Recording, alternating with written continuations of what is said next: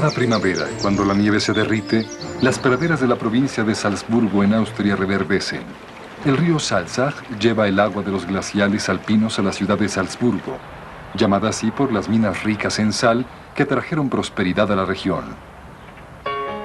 En esta ciudad, adornada de antigüedades barrocas, nació Mozart, el hijo predilecto de una comunidad que hasta la fecha lo venera, aunque nunca mostró mucho interés por el conservadurismo de Salzburgo. O tal vez fue este siniestro panorama, confrontado día con día, lo que apagó el interés del joven maestro.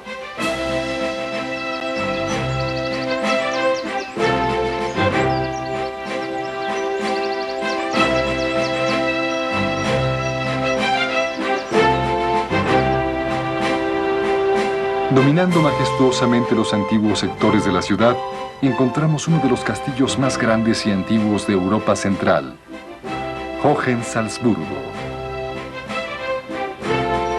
Elevándose 130 metros sobre el río, el castillo proyecta una intimidante silueta contra el cielo, un fascinante escenario desde cualquier punto de vista. El castillo tiene 900 años, un símbolo de grandeza medieval, un testimonio de potencial militar administrado por un puñado de monarcas religiosos, los arzobispos que gobernaban la región en la época del Sacro Imperio Romano. Los 12 arzobispos que rigieron el castillo durante 8 siglos eran un grupo heterogéneo. Algunos se dedicaban a Dios y al espíritu, otros a placeres terrenales tales como el dinero, las mujeres y la guerra. Representaban un notable estudio en contraste y contradicción, cuyas historias hablaban de arrogancia y cinismo, matrimonios secretos e hijos secretos, corazones rotos y vidas rotas. Su colorida naturaleza está para siempre unida a la historia de Hohensalzburgo. Los arzobispos usaron Hohensalzburgo principalmente como fortaleza estratégica para vigilar la ciudad y controlar el comercio que fluía entre Italia y el sur de Alemania.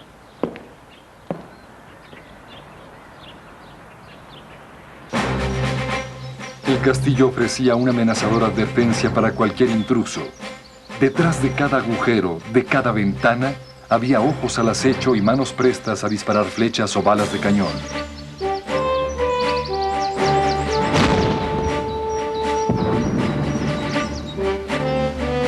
El castillo fue originalmente construido por temor.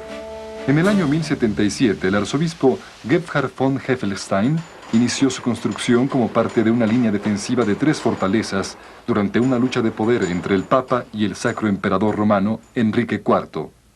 El arzobispo se unió al Papa. El espectro de la venganza del rey apresuró la necesidad de reforzar sus defensas. Grandes Castillos de Europa continuará en The Discovery Channel. En The Discovery Channel. En sus inicios, Hohensalzburgo parecía más bien una cabaña en forma de castillo. Su sencilla estructura no era de piedra, sino de madera. El hombre que transformó Hohensalzburgo en una fortaleza impenetrable fue el arzobispo Leonhard von Keuhag. Von Keuhag, que gobernó Salzburgo a principios del siglo XVI, eligió vivir en Hohensalzburgo. Fue el único arzobispo en preferir el aislamiento del castillo al bullicio de la ciudad.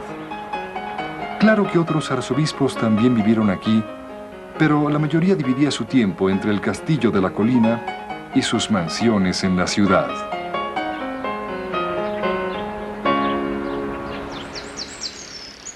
Fue von Keuhag quien supervisó la construcción de las torres y defensas del castillo que le dieron la imponente y siniestra imagen que conserva hasta la fecha.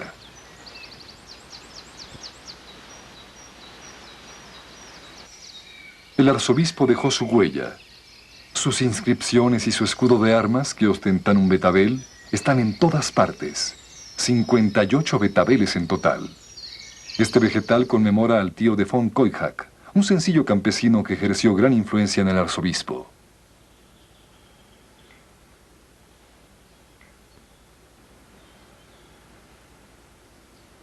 Después de una discusión entre sobrino y tío, el futuro clérigo decidió cambiar su vida, llena de frivolidades, y retirarse al castillo a llevar una existencia piadosa. Von Koyhak era un arzobispo bastante problemático. Su autoritarismo y sus profundas convicciones religiosas lo hicieron muy impopular. Pocos se atrevieron a contradecirlo o desafiarlo. En cierta ocasión castigó a un sirviente colgándolo fuera de una ventana del castillo.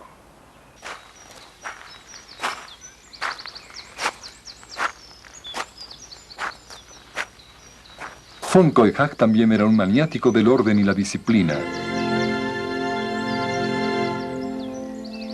Sentía que tenía la responsabilidad de despertar a la gente de Salzburgo cada mañana.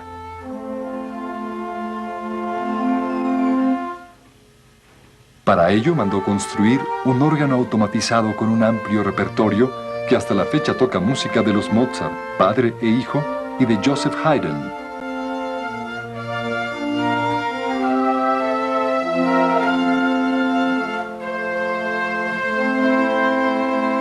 Cada melodía termina con un inesperado bramido, de ahí que el instrumento se conozca como el novillo de Salzburgo.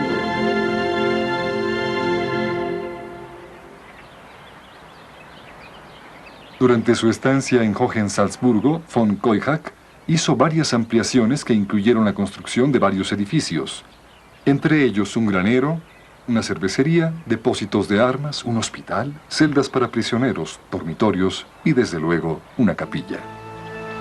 Se conoce como Iglesia de San Jorge y contiene relieves de mármol de tamaño natural de los apóstoles vestidos de arzobispos.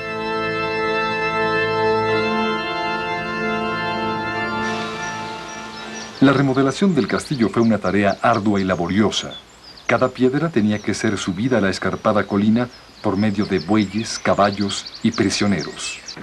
Von Koyhak se impacientó y ordenó a sus ingenieros que inventaran una técnica más eficiente. El resultado fue uno de los primeros funiculares de Austria. El carro corría sobre rieles y era tirado por hombres y animales. En su largo trayecto pasaba por 4 sólidos muros defensivos, cada uno estrechamente vigilado y cerrado con pesadas puertas.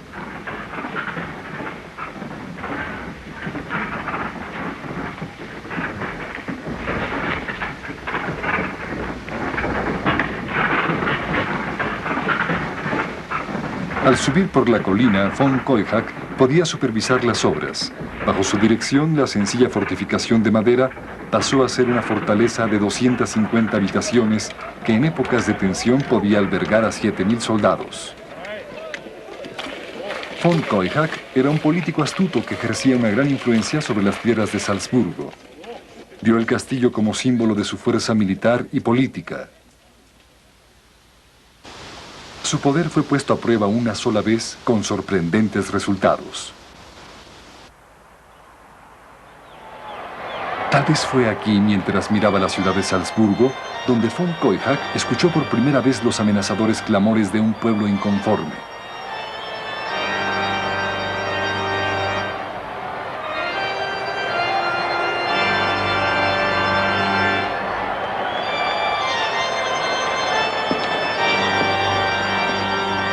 Las relaciones entre los arzobispos y la ciudad siempre habían sido tensas.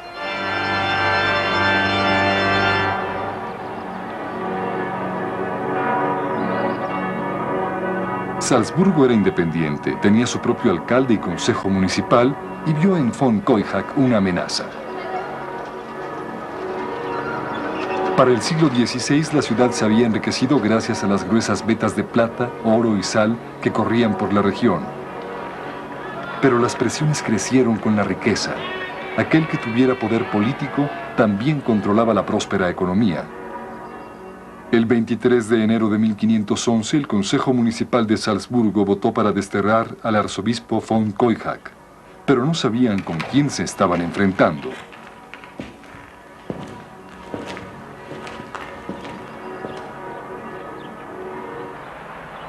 El arzobispo de inmediato invitó al consejo y al alcalde a una fiesta en su residencia de la ciudad. Todos sus enemigos asistieron. Los miembros del consejo, el alcalde, el secretario municipal, incluso el juez. Todos estaban muy animados pensando que von Keuchach quería negociar un tratado de paz durante la cena. Pero antes de que sus invitados probaran el primer bocado, von Keuchach los tomó como rehenes. No los liberaría hasta que le cedieran todos los derechos sobre la ciudad a perpetuidad. La ciudad perdió a su alcalde y consejo municipal para siempre. Nunca recuperaría su autonomía y el pueblo de Salzburgo miraría el castillo con odio. A pesar de su política de mano dura, el estilo estético de von Keuchach era muy hermoso. El arzobispo mandó construir los suntuosos aposentos de su alcoba. Es un buen ejemplo del rico diseño gótico de la época. Los mejores tallistas de Salzburgo fueron contratados para realizar los detalles finos. Además de los muros de piel repujados de oro, los salones han sido conservados en su estado original.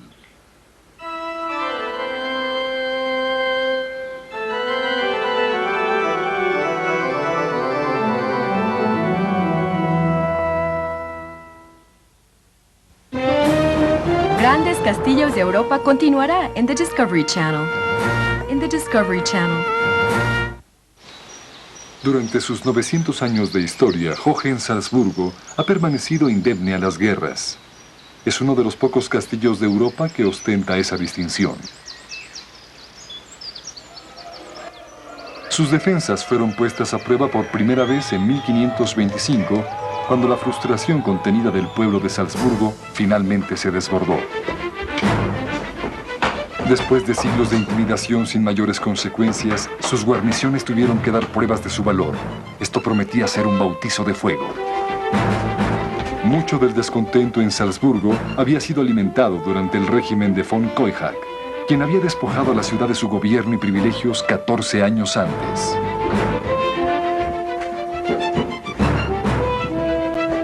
El sucesor de von Keuchach, el arzobispo Matthäus Lahn, fue todavía más cínico. Llamó a una de las grandes torres vigías del castillo la Torre del Alcalde para mofarse de la ciudad sin alcalde. Su atrevimiento causaría revuelo. El 25 de mayo de 1525, decenas de miles de ciudadanos y granjeros llegaron al castillo pidiendo a gritos un gobierno independiente y la restitución de los privilegios de Salzburgo. Pero las fortificaciones construidas por von Keuchach bastaron para defender el castillo. Los frustrados rebeldes no se atrevieron a atacar las defensas del castillo y decidieron cavar un túnel debajo de la roca y llenarlo de pólvora. Pero la explosión no hizo mella alguna. Hohensalzburgo, el símbolo de su odio, simplemente permaneció imperturbable. El sitio duró todo el verano de 1525. Para los soldados dentro del castillo fueron meses de tedio, observando a los rebeldes tratando de hacer funcionar sus rudimentarios cañones de madera que con frecuencia estallaban. La rebelión finalmente se deshizo por sí sola. El único recuerdo que dejó fue la marca de una bala de cañón dentro del salón de recepciones. Después de la sublevación, Hohensalzburgo gradualmente decayó en importancia. Los arzobispos subsecuentes prefirieron construir sus residencias y palacios en la ciudad o en la campiña.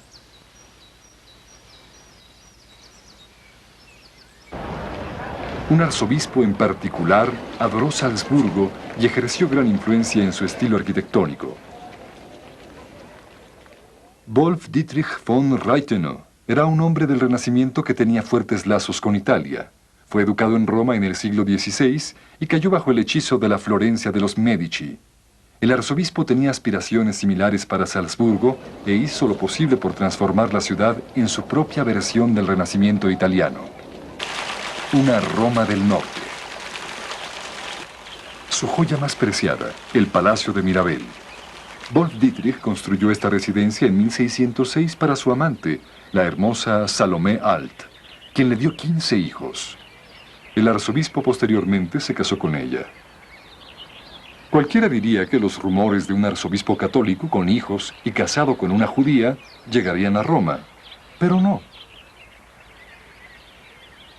Fue la guerra la que finalmente delató a Wolf Dietrich.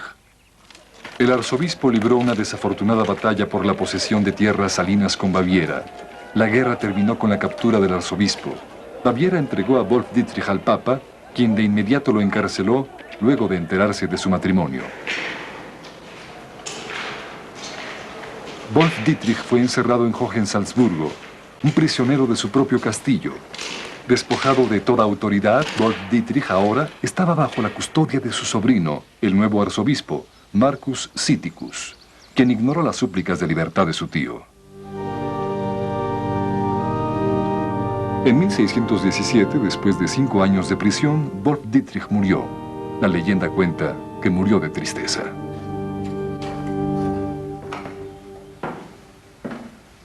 Wolf Dietrich fue el único prisionero famoso de Hohensalzburgo. Los demás presos que llenaban los calabozos del castillo eran delincuentes y herejes comunes y corrientes.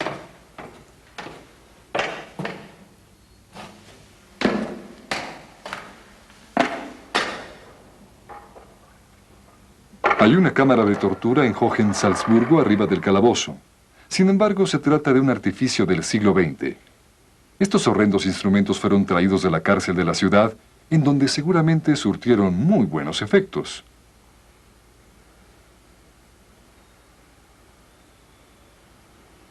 Pero el calabozo siempre estuvo en Hohensalzburgo, una lúgubre mazmorra para prisioneros.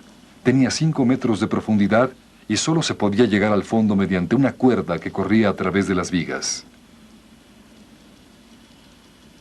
Los muros del calabozo están cubiertos de marcas. Algunas parecen calendarios, líneas verticales tachadas para contar los días que pasaban.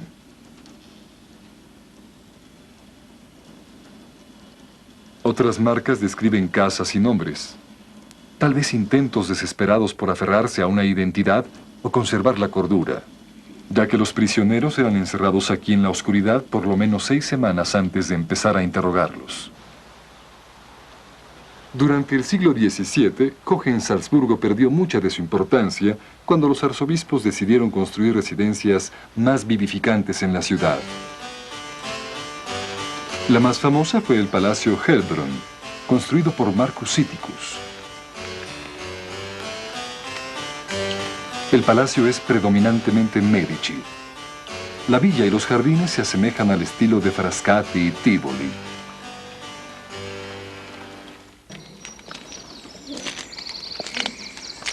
En Hohensalzburgo la vida continuó, pero ahora sin arzobispos.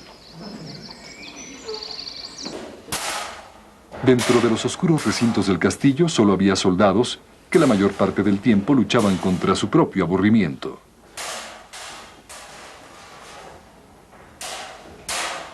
Para el siglo XVIII, la fortaleza había perdido mucho de su carácter militar. Los arzobispos carecían de influencias y las nuevas armas y estrategias de guerra habían hecho obsoletas las defensas de la fortaleza. La vida espiritual del castillo también degeneró. Un capellán del siglo XVIII escribió: "La fortaleza cuenta con 341 almas, de las cuales 7 están bautizadas. Me preocupa el descuido de los padres. Solo veo extraños en la iglesia".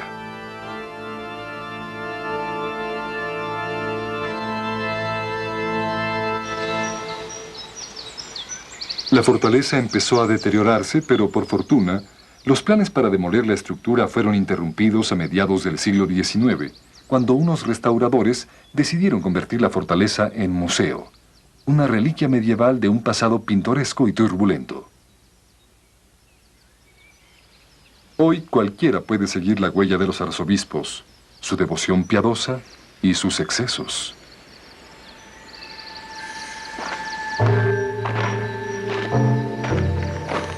Esta escalera secreta termina no lejos del castillo. La leyenda cuenta que este pasaje fue construido y usado por uno de los arzobispos para encuentros clandestinos con sus concubinas en la ciudad.